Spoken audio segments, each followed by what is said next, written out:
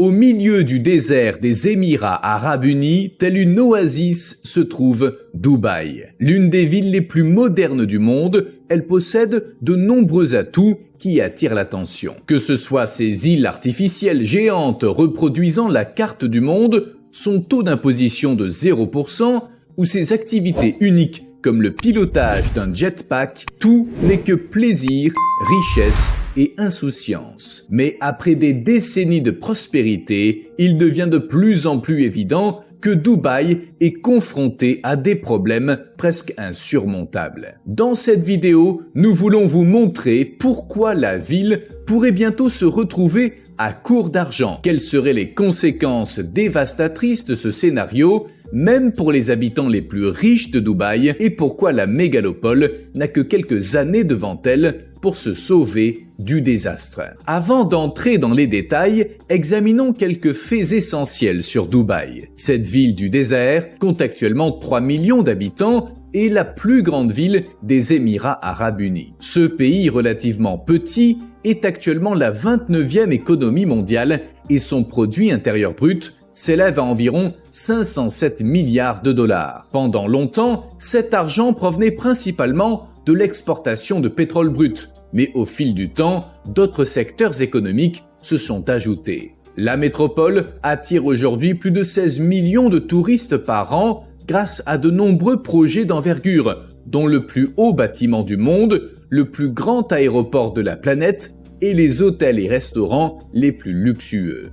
De nombreuses célébrités et millionnaires ont élu domicile à Dubaï. Et par rapport aux autres États du Golfe, les Émirats arabes unis ne sont plus aussi dépendants du pétrole, dont on estime qu'il s'épuisera dans quelques dizaines d'années au plus tard. En fait, les ventes de pétrole ne représentent actuellement que 5% du produit intérieur brut total de Dubaï. Néanmoins, à l'heure actuelle, il semble que Dubaï pourrait s'effondrer complètement dans un avenir proche, et ce, pour plusieurs raisons. L'une d'entre elles est relativement évidente, le climat. En été, les températures à Dubaï peuvent dépasser 45 degrés à l'ombre. La ville tente actuellement d'y remédier en installant des systèmes de climatisation géants. Ces systèmes de climatisation sont même utilisés pour refroidir une station de ski intérieure en plein désert par des températures inférieures à 0. Mais quel que soit le degré de refroidissement artificiel utilisé, il existe un phénomène de changement climatique qui ne peut être arrêté, la désertification. La désertification signifie que des zones de terre déjà sèches deviennent désertiques en raison du manque de pluie et des températures élevées. Pour Dubaï, cela signifie que de nombreuses zones situées à la périphérie de la ville deviennent arides et ne peuvent plus être utilisées pour l'agriculture ou pour nourrir la population. Par conséquent, les Émirats arabes unis dépendent déjà presque entièrement des importations de denrées alimentaires en provenance de l'étranger, car ils n'ont tout simplement pas les ressources nécessaires pour cultiver eux-mêmes de nombreux types de fruits et de légumes.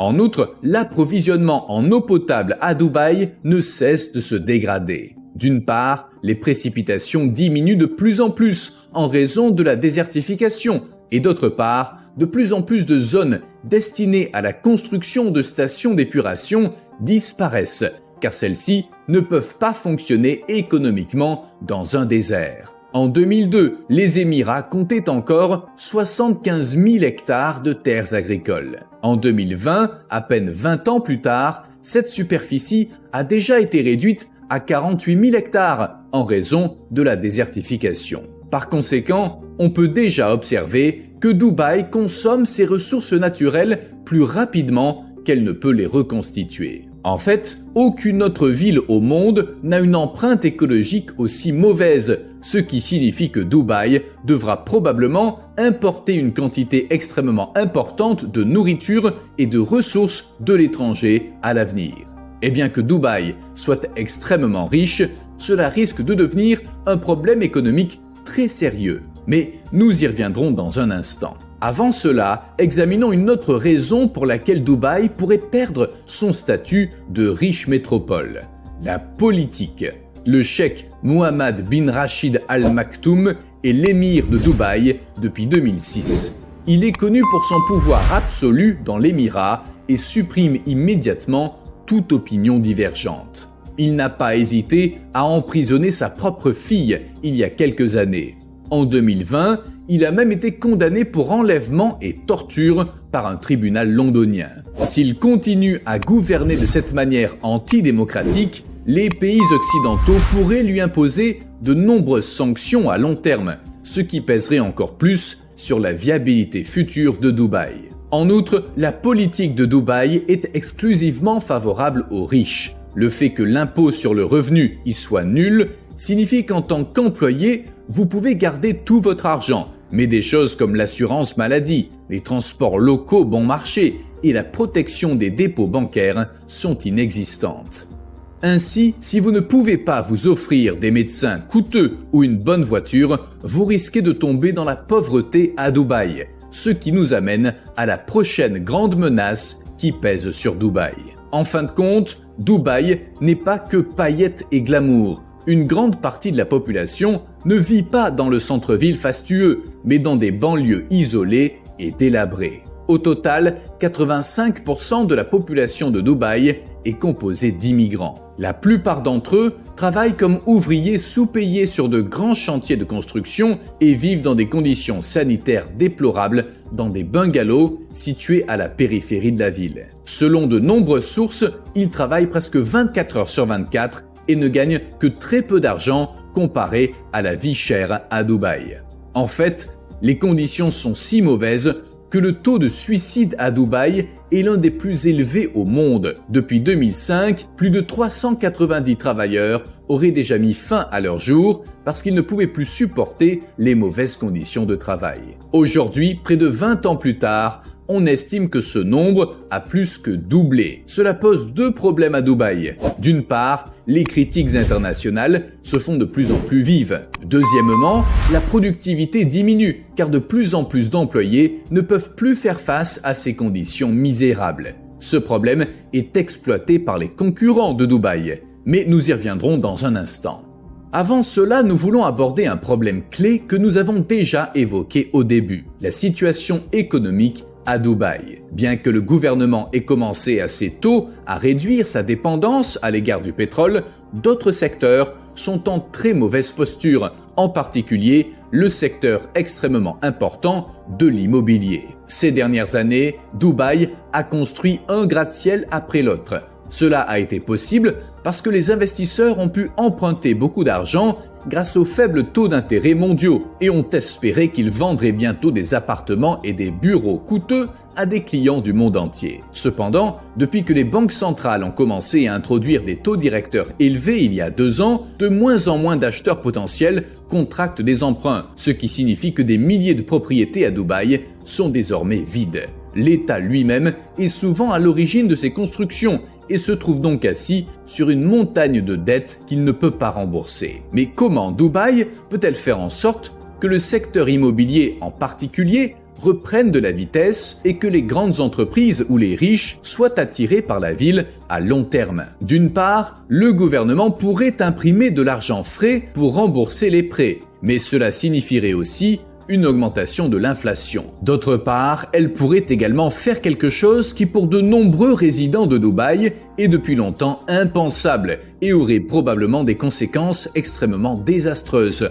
Elle pourrait introduire un taux d'imposition sur le revenu. Afin de fournir de l'argent frais à l'État, le gouvernement pourrait en effet exiger des prélèvements sur les revenus des citoyens afin de rembourser ses propres dettes. Toutefois, cela signifierait probablement que les résidents les plus riches en particulier quitteraient la ville avec leur fortune, car nombre d'entre eux ne s'y sont installés qu'en raison de la politique de taxation à 0%.